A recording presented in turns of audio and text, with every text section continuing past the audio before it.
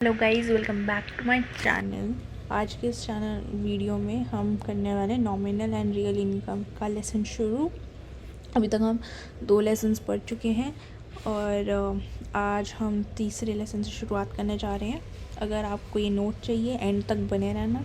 And में या middle में मैं कभी भी इंफॉर्मेशन वो पुट इन कर दूँगी, तो आप वो पूरी वीडियो ज़रूर देखना, ठीक है। तो शुरुआत करते हैं इंट्रोडक्शन से। इंट्रोडक्शन में हम पहले पढ़ने जा रहे हैं मीनिंग ऑफ जीडीपी। अब देखो, जो जीडीपी है ये one of the most important concept है हमारा मैक्रो इकोनॉमिक्स का। इससे पहले वाले लेसन में भी हम पढ़ चुके हैं। ये मेजर करता है total value of final goods and services एक डोमेस्टिक टेरिटरी के अंदर जो प्रोड्यूस की गई हुई हैं उनकी एक स्पेसिफिक पीरियड ऑफ टाइम के, और period of time usually 1 year होता है। ये हम पढ़ चुके हैं। इम्पॉर्टेंस क्या है जीडीपी, हम इसको भी पढ़ चुके हैं इकोनॉमिक हेल्थ को जानने के लिए, इकोनॉमिक ग्रोथ को जानने के लिए। पॉलिसी मेकिंग में कैसे होता है, क्योंकि ये इकोनॉमिक पॉलिसीज़ को डिज़ाइन करने में हेल्प करता है। पिछले लेसन 1 और 2 में हम यही पढ़ते हुए आ रहे हैं। एनालाइजिंग जीडीपी, ये तो छोड़ो आप, ये तो हम पिछले 2 लेसन से हम यही कर रहे हैं, ठीक है। उसके बाद GDP production and income. GDP as production, GDP को व्यू किया जाता है total value of goods and services produced in an economy. ये मेजर करता है output generated by different sectors. वो एग्रीकल्चर सेक्टर हो सकता है या सर्विस सेक्टर से, यानी कि जितने भी सेक्टर हैं उनमें से जो भी आउटपुट जनरेट हुआ है, ठीक है। जीडीपी एज इनकम कैसे है, जीडीपी को हम इनकम से भी रिप्रेजेंट कर सकते हैं। कैसे, क्योंकि total income earn by different factors of production को भी रिप्रेजेंट करता है। Equality of production and income, ये थ्योरी में जो वैल्यू है प्रोडक्शन की और इनकम की जनरेट की जाती है वो इक्वल रहती है। दिस इज़ बिकॉज जो वैल्यू है ना goods produced is distributed as income to different factors of production, ठीक है। Real versus nominal GDP. Nominal GDP जो है ये मेजर करती है values of goods and services current market prices पर, ठीक है। It does not adjust for inflation, inflation को एडजस्ट नहीं करता है, इसलिए जो भी चेंजेस होते हैं नॉमिनल जीडीपी में वो रिफ्लेक्ट करती हैं आउटपुट पे भी और प्राइस के चेंजेस में भी। जो रियल जीडीपी है ना ये मेजर करती है गुड्स एंड सर्विसेज की वैल्यू को एक कांस्टेंट प्राइस पे, और ये रिमूव कर देती है इन्फ्लेशन को, ठीक है। इम्पोर्टेंस ऑफ रियल जीडीपी, जो रियल जीडीपी है ना एक ये इम्पॉर्टेंट है क्योंकि ये शो करती है एक्चुअल इंक्रीज इन प्रोडक्शन, ठीक है। ये हेल्प करती है कंपेयर करने में इकोनॉमिक परफॉर्मेंसेस को मतलब ईयर्स में, ठीक है। अब the chain weighted measure of real GDP, जो चेन वेटेड जीडीपी है ना ये मेथड है किसके लिए यूज़ होता है, कैलकुलेट करने के लिए रियल जीडीपी को, जहाँ पर वेट्स यानी कि प्राइजेस, इसको हम रेगुलरली अपडेट करते हैं इंस्टेड ऑफ आप फिक्सिंग अ फिक्स्ड ईयर। आप बेस ईयर इसमें आप रखते नहीं हो, ठीक है। आप रेगुलरली उसको रिव्यू करते रहते हो। एडवांटेज क्या है इसका, ये बहुत एक्यूरेट मेजर देता है रियल जीडीपी का, ठीक है। बात करते हैं मीनिंग ऑफ जीडीपी। जीडीपी जो है ये डिफाइन की जाती है total market value of final goods और सर्विसेज का एक कंट्री के अंदर। अब आप देखोगे ना इस लेसन में वो इस जीडीपी की डेफिनेशन बार बार रिपीट आ रही है और वो थोड़ा ओवर एक्सप्लेन भी की गई होगी, तो मैं यूजुअली पॉइंट टू पॉइंट आ रही हूँ अब इस इन पॉइंट्स पे, ठीक है। ये इंक्लूड करता है final, it includes only final goods to avoid double counting, ठीक है। कंपोनेंट्स क्या है जीडीपी के, जीडीपी जो है वो इंक्लूड करती है कंजम्पशन, इन्वेस्टमेंट, गवर्नमेंट स्पेंडिंग और नेट एक्सपोर्ट।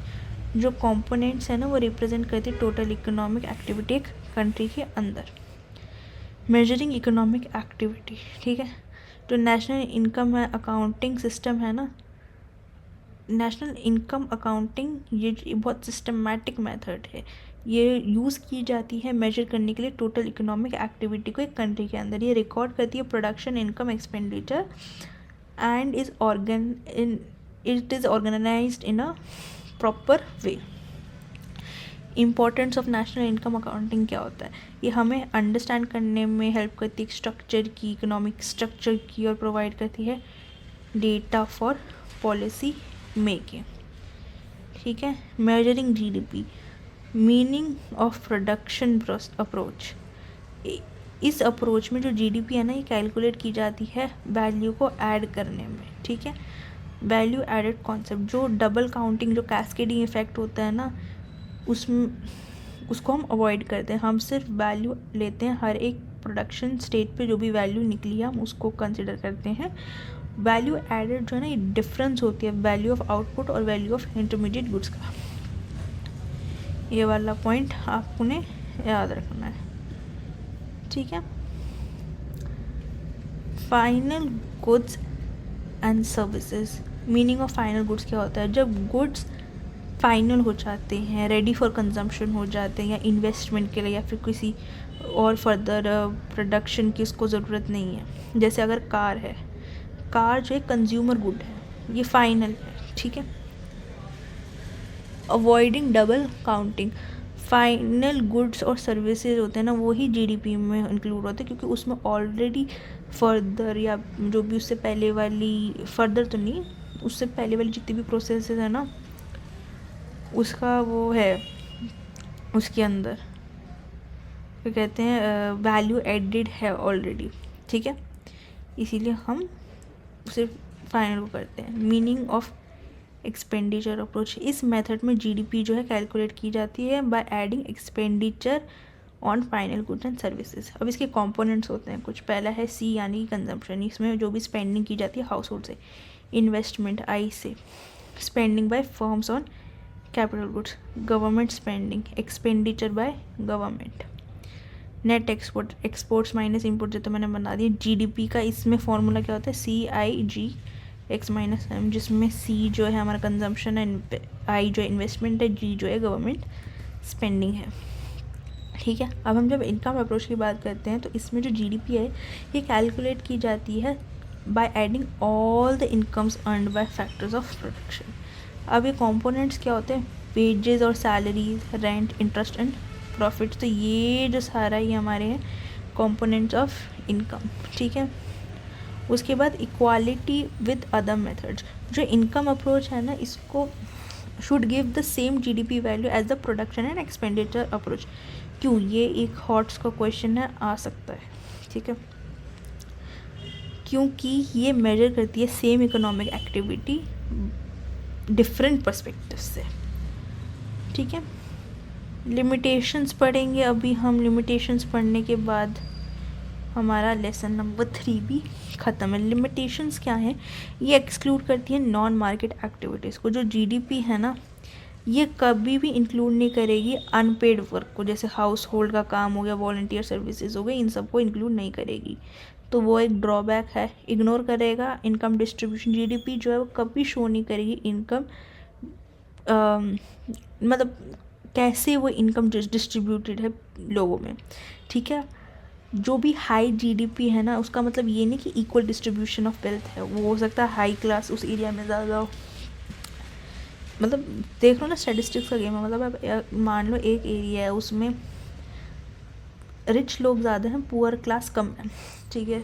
उस एरिया की जीडीपी भी बढ़ जाएगी। क्या आप पर ये सही होगा मानना कि डिस्ट्रीब्यूशन इनकम की दोनों सही है, ठीक है। जीडीपी जो है वो मेजर करती है इकोनॉमिक आउटपुट, ठीक है। ओवरऑल वेलबींग नहीं, हैप्पीनेस ऑफ पीपल भी नहीं। एनवायरमेंटल डैमेज इग्नोर, जीडीपी जो है ना वो कभी अकाउंट नहीं करती है किस चीज़ का, एनवायरनमेंट पे क्या डैमेज हो रहा है उसका, वो इग्नोर किया जाता है। पोल्यूशन वगैरह भी। लास्ट है हमारा informal economy not fully included.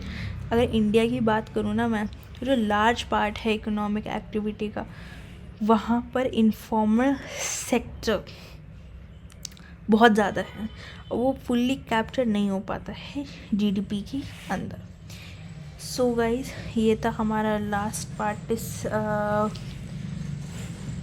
Video का। अब देखो ये वाला चैप्टर, अभी तक जो चैप्टर उसमें इतना कुछ पढ़ने लायक नहीं है। हाँ, लेसन 2 में आप नोट्स हमारे लीजिए, उस नोट्स में या फिर आप हमारी वीडियो में से पॉज करके देख लें कि हाँ कहाँ पर क्या इम्पोर्टेंट फॉर्मूले की बात हो रही है। जीडीपी में क्या डेप्रिसिएशन माइनस करूँ तो मेरे को क्या मिलेगा, ऐड करूँगी तो क्या मिलेगा, NFI ये क्या है, ठीक है, फैक्टर, प्रोडक्ट, मार्केट प्राइस क्या है, ये सब आप उसमें से आप पढ़ोगे, आपको समझ आ जाएगा और फर्दर आगे जो वीडियोज़ आएंगे उसके लिए क्लैरिटी भी मिल जाएगी।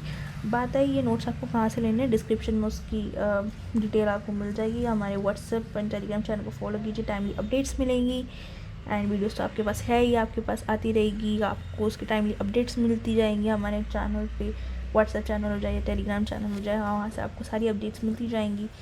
एंड नोट्स के प्राइस भी इतना कुछ ज़्यादा नहीं है, आप एक चॉकलेट जितने की आती है उतने में ही आपके नोट्स आ जाएंगे। So go through the notes, very important. बहुत सारे स्टूडेंट्स के हमारे पास रिव्यूज़ आते हैं कि हाँ उसी में से सारे क्वेश्चंस आए। सो यू नो आपका ही एग्ज़ाम्स में बाद में हेल्प पाएंगी आप अगर ये नोट्स लेंगे तो। अगर आपको नोट्स नहीं भी लेना तो आप वीडियो देखिए, वीडियो शेयर कीजिए, वीडियो में ही हम आपको इतना अच्छा कंटेंट बना के दे रहे हैं। अगेन इस चैप्टर तक इतना कुछ इशू नहीं है, आप इजीली अंडरस्टैंड कर सकते हैं। यहाँ पर इतना अंडरस्टैंडिंग वाला पार्ट नहीं है अभी, ये still it's working on your foundation. यहाँ पर भी सब अभी इंट्रोडक्शन चल रहा है। आप वीडियो से अगर आपको इतना समझ आ रहा है तो आप करिए। मेन मैं यही बोलूँगी लेसन नंबर 2 पे ज़्यादा फोकस करना एट दिस पॉइंट। तो चलिए नेक्स्ट वीडियो में मिलते हैं। कमेंट पे एक्टिव रहिएगा, सजेशंस वगैरह देते रहिएगा।